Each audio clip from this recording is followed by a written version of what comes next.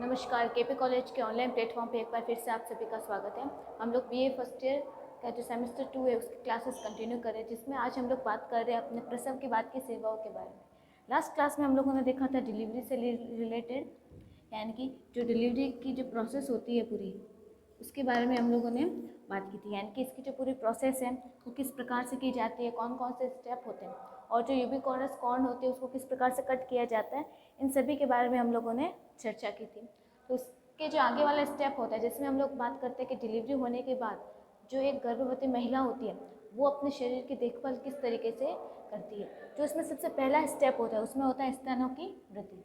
यानी कि अगर जब किसी भी महिला की डिलीवरी हो जाती है तो डिलीवरी होने के बाद उसके जो ब्रेस्ट की साइज़ है उसमें क्या होती जाती है, इंक्रीजमेंट होती जाती है, यानी कि उनका आकार बढ़ता चला जाता है। तो उस समय हम क्या कौन कौन सी सावधानियां रख सकते हैं। तो सबसे पहली प्रोसेस आती है, यानी कि सबसे पहले प्रॉब्लम जो फेस करनी पड़ती है प्रसव के बाद महिला को, वो होती है स्तनों की वृद्धि। स्तन वृद्धि तब होती है जब स्तन में रक्त और दूध अत्यधिक से भरे हुए महसूस होते हैं। यानी कि जब भी डिलीवरी हो जाती है प्रसव होने के बाद, या फिर कह सकते हैं सिर्फ प्रसव होने के बाद ही नहीं, या फिर हम लोग कह सकते हैं 9 महीनों में, यानी कि 9 महीनों का जो पीरियड होता है, इन 9 महीनों में जो महिला के जो स्तनों की ग्रंथियाँ हैं वो बहुत ही ज़्यादा एक्टिव यानी कि डेवलप होने लगती है। ऐसी स्थिति में क्या हो जाता है कि उसमें रक्तों का स्त्राव बहुत ज़्यादा बढ़ जाता है, और जो दूध की मात्रा है, जो दूध की जो ग्रंथियाँ होती है उनमें दूध की मात्रा बढ़ जाती है। तो जब महिला की डिलीवरी हो जाती है तो उस समय उनके जो स्तन होते हैं, ब्रेस्ट होते हैं, उनमें रक्त और दूध की मात्रा बढ़ जाती है, जिसकी वजह से उनमें दर्द और जो हार्डनेस होती है वो दिखाई देती है। और ये स्तनों की वृद्धि इस वजह से दिखाई देती है कि उनमें रक्त का प्रवाह ज़्यादा होता है, जो लसिका द्रव है उसका उत्पादन और जो दूध का उत्पादन होता है वो बहुत अधिक मात्रा में होने लगता है, जिसका उपयोग जन्म के कुछ समय बाद बच्चे के लिए किया जाता है। यानी कि जब स्तनों में बहुत ही अधिक दूध की मात्रा बढ़ जाती है और इसमें जो रक्त का स्त्राव बहुत अधिक ज़्यादा बढ़ जाता है, जिसकी वजह से जो स्तन होते हैं, ब्रेस्ट होते हैं, वो बहुत कठोर और दर्द करते हैं, और इस जो दूध का उत्पादन हो उसका उपयोग जन्म के कुछ दिन बाद बच्चे के लिए किया जाता है। अब ये किन कारणों से होता है, यानी कि जो ब्रेस्ट में जो वृद्धि होती है, स्तनों की जो वृद्धि होती है वो किन कारण से की जाती है, वो होती है कि बच्चे का दूध बहुत अत्यधिक जल्दी जुड़ा देना, या फिर हो सकता है जो बीमार बच्चे होते हैं उनका स्तनपान कराना और दूध पिलाने के सत्रों के बीच फार्मूला दूध देना। यानी कि जिस बच्चे को माँ का दूध पिलाया जा रहा है, अगर वो बच्चा बीमार है, अगर फिर उस बीमार बच्चे को माँ का दूध पिलाया जा रहा है तो इससे माँ को इन्फेक्शन का खतरा रहता है। या फिर जो आखिरी दूध पिलाने या फिर पंपिंग सत्र के बाद से बहुत अधिक लंबा इंतज़ार करना, या फिर कह सकते हैं कि बहुत अधिक दूध का उत्पादन, यानी कि ब्रेस्ट में दर्द किस वजह से हो सकता है बहुत अधिक मात्रा में जब दूध का उत्पादन हो गया है तो जो दूध की ग्रंथियाँ होती है, जो नलियाँ होती है, वो बहुत अधिक मात्रा में दूध से भर जाती है। जब ये बहुत अधिक मात्रा में दूध से भर जाएगी तो बहुत हार्ड हो जाएगी, कठोर हो जाएगी, और इससे क्या होता है, महिला को दर्द महसूस हो सकता है। अब इसके लक्षण क्या दिखाई देते हैं कि ब्रेस्ट में वृद्धि हुई है। हम लोग कह सकते हैं कि स्तन पर लाल और गर्म क्षेत्र, यानी कि जो स्तन होता है उनका रंग कैसा हो जाता है, लाल रंग का हो जाता है, और ये क्या होता है, बहुत ही अत्यधिक गर्म क्षेत्र दिखाई देता है। छूने पर भारी गांठ जैसे और गर्म लगते हैं। चपटे और निप्पल्स होते हैं, यानी कि जो निप्पल्स होते हैं, चुचुक होते हैं, वो क्या होते हैं, बहुत ही ज़्यादा चपटे यानी कि फ्लैट हो जाते हैं। हल्का सा क्या रहता है, महिला को बुखार रहता है, और स्तन के नीचे की जो त्वचा होती है उसकी जो नसें होती है वो स्पष्ट दिखाई देती है। यानी कि जो स्तन होते हैं, ब्रेस्ट होते हैं, उनके अंदर की जो नसें होती है वो एकदम क्लियरली विजिबल होती है, यानी कि नसें साफ दिखाई देती है। जो निप्पल्स होते हैं वो चपटे हो जाते हैं, दर्द करने लगते हैं, भारी हो जाते हैं और गांठ के टाइप के दिखाई देते हैं। तो प्रसव के बाद जो ब्रेस्ट की जो साइज़ में इंक्रीजमेंट होती है ये दिखाई देता है। फिर उसके बाद हम लोग बात करते हैं चुचुक का, यानी कि क्रैकिंग निप्पल्स, यानी कि जब सकिंग की प्रोसेस होती है, जब यानी कि ब्रेस्ट फीडिंग का टाइम होता है, तो उस टाइम जो शिशु होता है जब वो सकिंग करता है तो उस टाइम जो निप्पल्स होते हैं उनमें बहुत सारे क्रैकर्स दिखाई देने लग जाते हैं। यानी कि जब बहुत अधिक मात्रा में दूध का निर्माण हो जाता है तो वो दूध क्या करता है कि दूध को ब्रेस्ट से बाहर आने के लिए जो निप्पल्स होते हैं उनमें छेद से होकर गुजरना प्रारंभ करता है। यानी कि उस दूध को बाहर आने के लिए जगह चाहिए होती है, तो वो क्या करता है, निप्पल्स पे बहुत ही अधिक मात्रा में क्या कर देता है, छेद कर देता है, जिसके फलस्वरूप जो निप्पल्स होते हैं वो क्रैक हो जाते हैं। और यदि जो बच्चा होता है उसको जल्दी जल्दी अथवा सख्त जबड़ों से भींच कर दुग्धपान कराया जाता है तो भी चुचुक फट जाते हैं। यानी कि हम लोग कह सकते हैं पहला रीज़न हो सकता है जो निप्पल्स है उनके क्रैक होने का।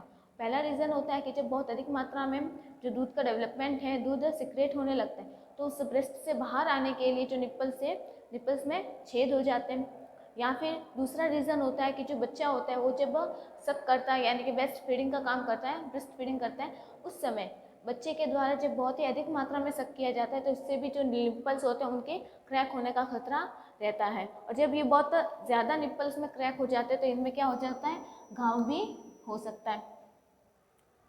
माता को शिशु को स्तनपान कराने में इस समय क्या होगी, फिर कठिनाई होगी क्योंकि दर्द महसूस होता है। और फिर स्तनपान कराते समय यानी कि ब्रेस्ट फीडिंग करवाते समय उस समय महिला को अपने स्तनों का भी ध्यान रखना पड़ता है। फिर है स्तनाग्रों को उंगली एवं अंगूठे के बीच दबाकर उन पर क्या लगाना चाहिए, सरसों या फिर नारियल का तेल लगा के मालिश करनी चाहिए, क्योंकि नारियल का तेल और जो सरसों का तेल होता है वो एंटीबायोटिक होता है और बहुत ज़्यादा बॉडी के लिए फ़ायदेमंद रहता है। यानी कि अगर इन तेलों की मालिश जो ब्रेस्ट्स होते हैं और उनके जो निप्पल्स होता है उन पर लगा किया जाता है तो इससे क्या होता है, बहुत ही फ़ायदा रहता है। फिर प्रसव से 2 माह पूर्व यानी कि जब डिलीवरी होनी है, डिलीवरी से 2 महीने पहले तक रेगुलरली क्या करना चाहिए, साबुन और पानी से उन्हें धोना चाहिए और गीले कपड़े से पोछा लगाना चाहिए। फिर स्तनों को मुलायम करने के लिए यानी कि इनको सॉफ्ट बनाने के लिए क्रीम का उपयोग किया जाना चाहिए। अगर जो निप्पल से वो क्रैक हो गया तो डॉक्टर की सलाह से हम इन पर कोई क्रीम भी अप्लाई कर सकते हैं। स्तनपान कराने से पहले शिशु की नाक व आँख से होने वाले सभी स्राव को अच्छी प्रकार से पोंछ लेना चाहिए। यानी कि जब ऐसे ब्रेस्ट फीडिंग करवाई जाती है उस समय जो बच्चा होता है उसके आँख और नाक सही तरीके से साफ करके फिर ब्रेस्ट फीडिंग करवानी चाहिए। फिर हम लोग बात करते हैं कि जब शिशु के नैपकिन बदल लेने चाहिए और गाउन पर मल नहीं लगाना चाहिए। यानी कि जब हम ब्रेस्ट फीडिंग करवाते हैं उस समय बच्चे को क्लीन करके फिर ब्रेस्ट फीडिंग करवानी चाहिए। प्रत्येक बार में स्तनपान कराने के तुरंत बाद हमने हाथों को साफ करना चाहिए। स्पिरिट या फिर एंटीबायोटिक का प्रयोग नहीं करना चाहिए क्योंकि ये जो निप्पल्स होते हैं उनको क्या कर देते हैं, शुष्क बना देते हैं यानी कि रूखा बना देते हैं, जिससे कि जो स्तन होते हैं उनकी जो ग्रंथियाँ होती हैं, टिश्यूज होती है, उनको उत्तेजित करके ये फटने को और ज़्यादा एक्टिव करते हैं। जो भी प्रसूता होती है यानी कि डिलीवरी के बाद महिला को प्रसूता बोला जाता है, वो साफ और सहारा देने के लिए उनको ढीली ब्रा पहननी चाहिए। यानी कि हम लोगों ने क्या देखा कि जो महिला होती है उनको जब भी ब्रेस्ट फीडिंग करवाते समय क्या क्या बातें ध्यान में रखनी है, अपने ब्रेस्ट का जो किस तरीके से ख्याल रखना है। इसके अलावा हम कह सकते हैं डिलीवरी से पहले या फिर डिलीवरी के बाद महिला किस प्रकार अपने जो स्तन है उनका ख्याल रख सकती है। फिर हम लोग आगे बात करते हैं कि केयर ऑफ ब्रेस्ट यानी कि महिला और क्या क्या ध्यान रख सकती है। तो हम लोग कह सकते हैं कि गर्भावस्था में उचित प्रकार से देखभाल से स्तनों में दुग्ध प्रवाह रुक नहीं सकता तथा स्तन की नलिकाओं में दुग्ध प्रवाह निर्विघ्न रूप से होता रहता है।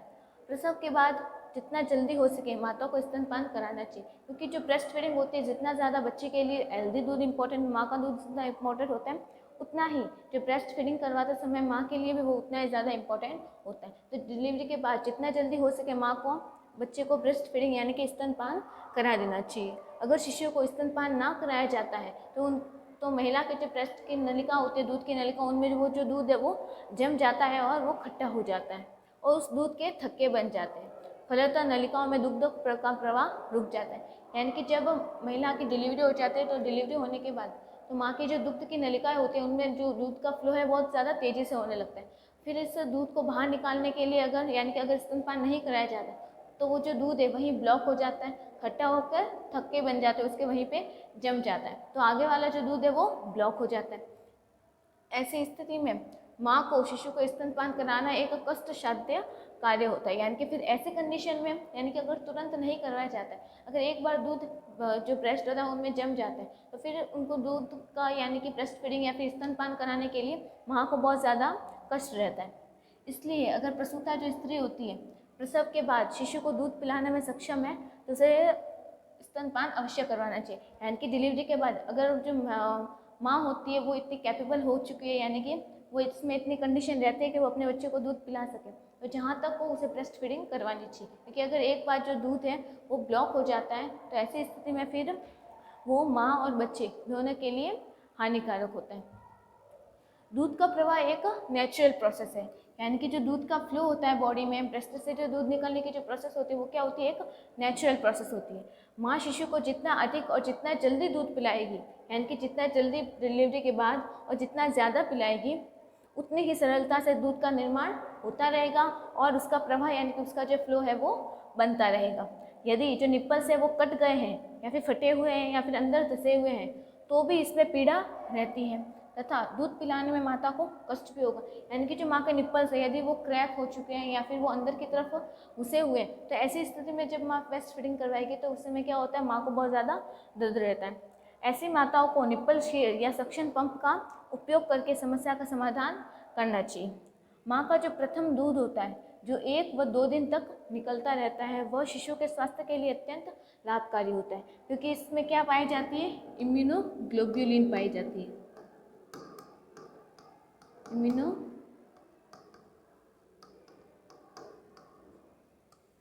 जिसे हम कहते हैं IG, और माँ के दूध में IgA पाई जाती है। तो जो माँ का दूध निकलता है डिलीवरी के जस्ट 1-2 दिन तक, उस दूध को हम लोग क्या कहते हैं, कोलेस्ट्रम कहते हैं। और इस दूध का जो रंग होता है वो हल्का पीले रंग का होता है, जो शिशु के लिए बहुत ही ज़्यादा फायदेमंद रहता है। तो ये क्वेश्चन आ सकता है कि प्रसव के बाद जो निकलने वाला पहला दूध होता है वो उसे क्या कहते हैं, उसे कोलेस्ट्रम कहते हैं। वह हल्के पीले रंग का होता है, इसलिए माँ को प्रथम 2 या 3 दिन तक अपने जो इस तरह से जो दूध निकलता है उस दूध को अपने जो बच्चे होते हैं उसको ज़रूर पिलाना चाहिए। और इस दूध में रोगों से लड़ने की इम्यूनिटी पावर जो क्या है हमारी IG, इम्यूनोग्लोब्युलिन पाई जाती है, जो शिशु को रोगों से लड़ने में मदद करती है। यानी कि इसमें क्या पाई जाती है, इम्यूनोग्लोब्युलिन IgA पाई जाती है, जो बच्चे को रोगों से लड़ने में मदद करती है। तो ये देखभाल हम लोग कर सकते हैं बच्चे को जन्म होने के बाद माँ के द्वारा क्या क्या उसको स्तनपान के समय ध्यान रखा जाता है। फिर उस महिला को करनी चाहिए प्रसव के बाद, हम लोग बात कर सकते हैं एक्सरसाइज। अभी हम लोगों ने देखा था कि हम लोग ब्रेस्ट के बारे में क्या केयर कर सकते हैं। अभी हम लोग देखेंगे जो महिला होती है अपनी बॉडी को मेंटेन रखने के लिए प्रसव के बाद, डिलीवरी के बाद कौन कौन से जो व्यायाम होते हैं वो कर सकती हैं। फिर है सामान्य प्रसव के बाद, यानी कि जो नॉर्मल डिलीवरी होती है बाद, उसके बाद महिला को 24 घंटे में चलने फिरने लायक हो जाती है। यानी कि जो नॉर्मल डिलीवरी होती है बिना सी सेक्शन के या फिर बिना किसी ऑपरेशन के, जब महिला की जो नॉर्मल डिलीवरी की जाती है उसमें डिलीवरी के 24 घंटे के बाद, यानी कि 24 से 30 घंटे के बाद ही महिला को चलने फिरने के लायक हो जाती है, यानी कि वो आराम से मूवमेंट कर सकती है। अतः उसे धीरे धीरे टहलने के लिए कहा जाता है।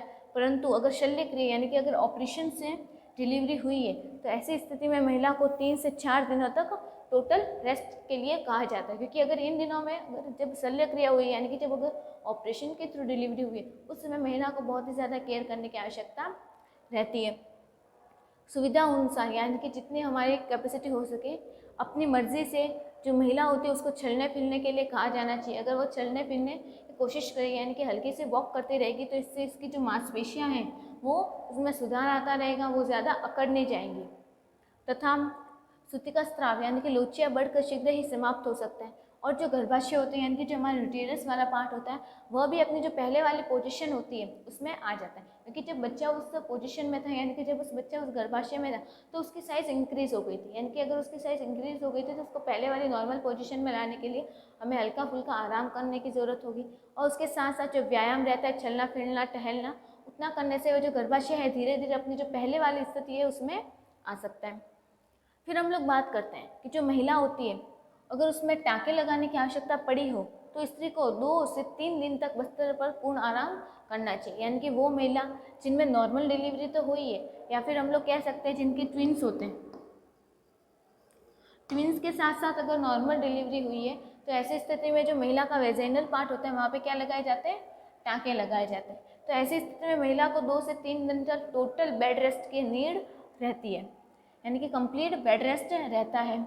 और जो उदर प्रदेश यानी कि जो पेट के नीचे वाला हिस्सा है उदर प्रदेश को एक बाइंडर से बांध देना चाहिए ताकि पेट बाहर की ओर ना निकले। क्योंकि अगर जब नॉर्मल डिलीवरी होती है, देखा होगा नॉर्मल डिलीवरी या फिर सी सेक्शन कुछ भी हो, उनके बाद जो महिला के जो पेट है वो बहुत ही ज़्यादा निकल कर आ जाता है, यानी कि जो चर्बी होती है वो बिल्कुल से लटक जाती है। अब ऐसी स्थिति में महिला की जो पेट की चर्बी है वो बहुत ज़्यादा फैले नहीं या फिर लटके नहीं, इसलिए उसका जो पेट है उसको बांध देना चाहिए, किसकी, बाइंडर की मदद से बांध देना चाहिए, जिससे क्या ना हो पेट अधिक नहीं निकलेगा। जो अधिकांश मामले ऐसे होते हैं इनमें असावधानी अगर रखी जाती है यानी कि ज़्यादा केयर नहीं की जाती, जिससे क्या हो जाता है माँ का जो पेट है उसमें प्रसव के उपरांत काफ़ी बाहर निकल जाता है। यानी कि अगर ज़्यादा ध्यान ना दिया जाए तो पेट है, महिलाओं का पेट बहुत ही ज़्यादा प्रेगनेंसी के बाद निकल जाता है, जिससे उसकी शारीरिक सुंदरता नष्ट हो जाती है। यह आवश्यक नहीं है कि चलकर या बैठकर ही हम लोग व्यायाम कर सकते हैं। बिस्तर पर लेटे लेटे भी हम लोग क्या कर सकते हैं, व्यायाम कर सकते हैं। अपने हाथों को ऊपर नीचे घुमा सकते हैं, पैरों को हल्का बहुत मूव कर सकते हैं, लेटे हुए राइट और लेफ्ट टर्न हो सकते हैं। तो कई सारे एक्सरसाइज होते हैं जो हम लेटे लेटे ही कर सकते हैं। फिर हम लोग कहते हैं कि बिस्तर पर लेट कर करने वाला व्यायाम में गहरी श्वसन क्रिया यानी कि तेजी से सांस लेना छोड़ना व्यायाम लाभकारी होता है। इससे जो रक्त का प्रवाह होता है वो तेज होने लगता है और शरीर के विकार धीरे धीरे दूर हो जाते हैं। फिर हम लोग कह सकते हैं शिरा थ्रोम्बिस विनस थ्रोम्बोसिस की रोकथाम के लिए स्त्री को प्रतिदिन घुटनों के ऊपर उठाना व नीचे करना, टखनों को मोड़ना व घुमाना, पैरों की अंगुलियों को फैलाना व मोड़ना जैसे व्यायाम बार बार करने चाहिए। यानी कि जब महिला की डिलीवरी का उसका शरीर अकड़ना चाहिए, उसके अंदर की जो मांसपेशियाँ हैं वो बहुत एक्टिव रहे, ब्लड जो सर्कुलेशन रहता है वो क्लियर होता रहे। इसके लिए महिला को क्या करना चाहिए कि लेटे लेटे जहाँ तक हो सकता है अपने बॉडी के जो हर एक अंग होते हैं उनका सही तरीके से मूव करना चाहिए जहाँ तक संभव हो सके, और जहाँ तक संभव हो महिला के पेट को बांध के रखना चाहिए, जिससे कि क्या है उसकी जो पेट है वो बाहर ना निकल जाए। फिर हम लोग आगे बात करते हैं प्रसव के बाद अगर व्यायाम अगर नियमित रूप से किए जाते हैं तो माता का जो स्वास्थ्य रहता है वो ठीक रहता है, उसके शरीर की जो सुंदरता होती है वो भी बनी रहती है और व्यायाम करने से उसका जो शरीर है पहले की तरह स्वस्थ रहता है।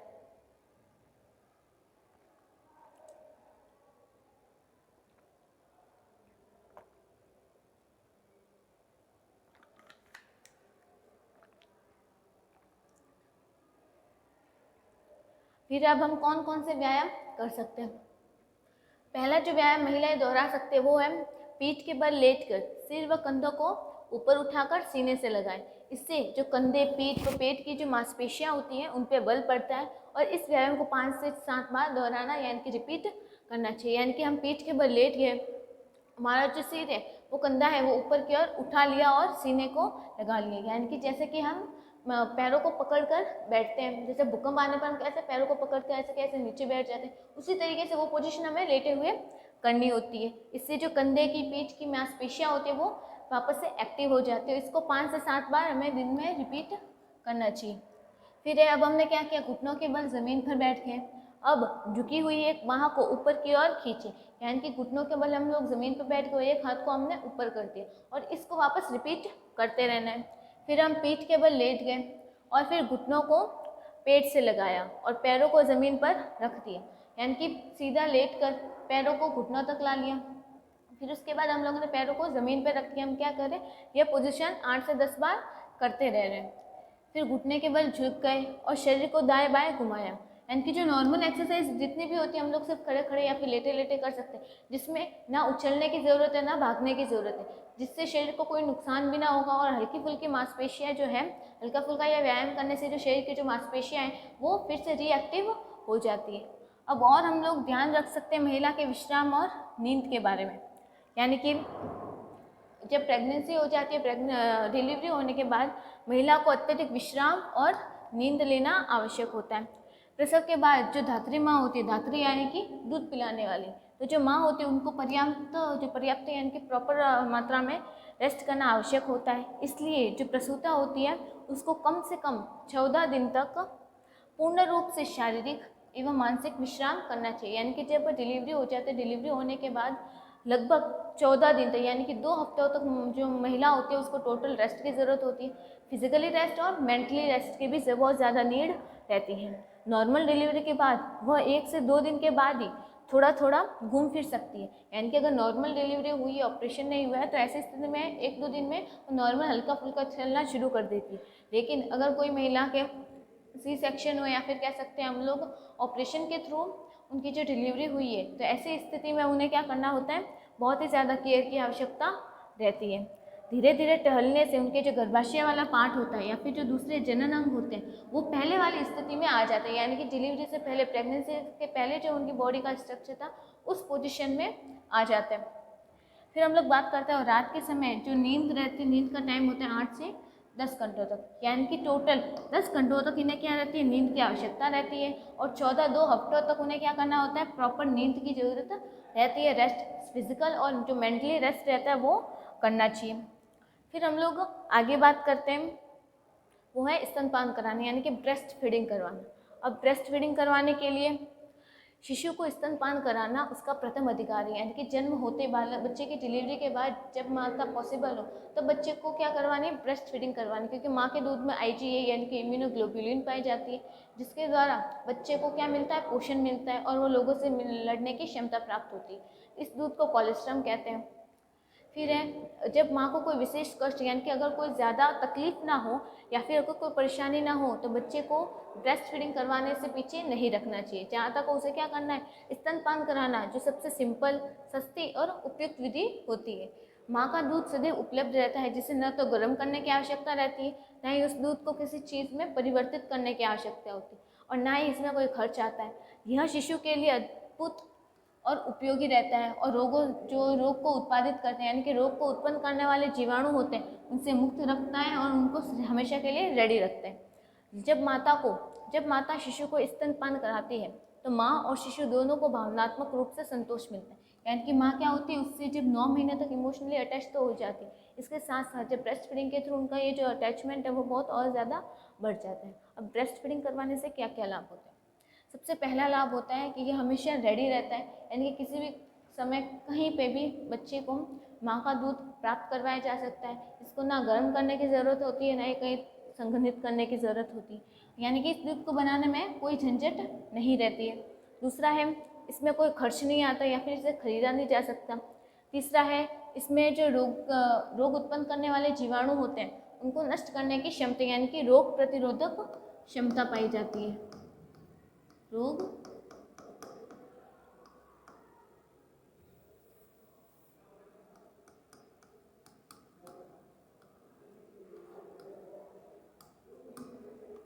रोग प्रतिरोधक क्षमता पाई जाती है और स्तनपान कराने में कम से कम कार्य करना पड़ता है।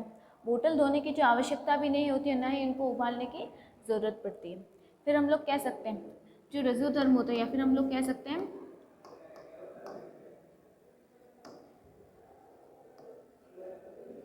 जो मेंस्ट्रुअल साइकिल होती है वो भी फिर धीरे धीरे शुरू हो जाती है। जो ब्रेस्ट फीडिंग करवाई जाती है, इससे जो शिशु होते हैं उनसे बच्चों को अपने माँ का प्यार बहुत ही और ज़्यादा कनेक्टिवली मिलता है। और जब बच्चे को स्तन से लगा कर रखा जाता है तो उससे जो सुरक्षा की अनुभूति होती है, यानी कि बच्चा ये फील करता है कि वो अपने माँ के पास क्या है, बहुत ही ज़्यादा सुरक्षित है। या फिर हम लोग कह सकते हैं कि जब ब्रेस्ट फीडिंग करवाई जाती है तो उससे जो शिशु होता है और जो माँ होती है, दोनों के बीच जो इमोशनल कनेक्शन होता है, कैसा,